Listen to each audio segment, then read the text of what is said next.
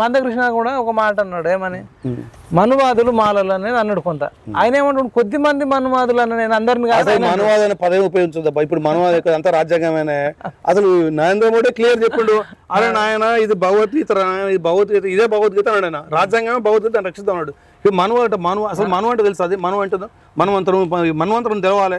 కృతాత్రేత ద్వాపార కలియుగం మనువంతరం మందకృష్ణ అన్నది మాలలందరినీ మనువాదులు అన్నాడా, లేదంటే వర్గీకరణ వ్యతిరేక ఇష్టాలు అన్నాడా? వాళ్ళు తిట్టుకుంటారు, ఎక్స్ట్రీమ్ తిట్టుకుంటారు. గాడు ఈ మధ్యన ఇట్లా గడ్డ ఉండేది అంటాడు కదా, మొత్తం తిడతా ఉంటాడు. అంబేద్కర్ అగ్రవం తిడతా ఉంటాడు, తర్వాత హిందుత్వాన్ని తిడతా ఉంటాడు. అది కాదు అంటాడు అంబేద్కర్ పేరు చెప్పుకొని. వాడు మొత్తం అసలు అంబేద్కర్ అది మొత్తం ఎవరు నాస్తికుడు, తర్వాత హిందూ వ్యతిరేకి, భారతీయ వ్యతిరేకి. ఎవరు రంజల్ రాసిన వీళ్ళంతా కొంతమంది వర్గం ఉంది. వాడు దేవుడు అంటే వాడి పేరు మనం కొట్టిరు, మన ఏపీలో కొట్టిరు అని పేరు బైరి నరేష్. అది వాడు నిజంగా మాట్లాడలేడు. నిజంగా 10 నిమిషాలతో మాట్లాడిపోయి నేనే మాట్లాడతాను, ఛాలెంజ్ చేస్తాను. అది దేవుడు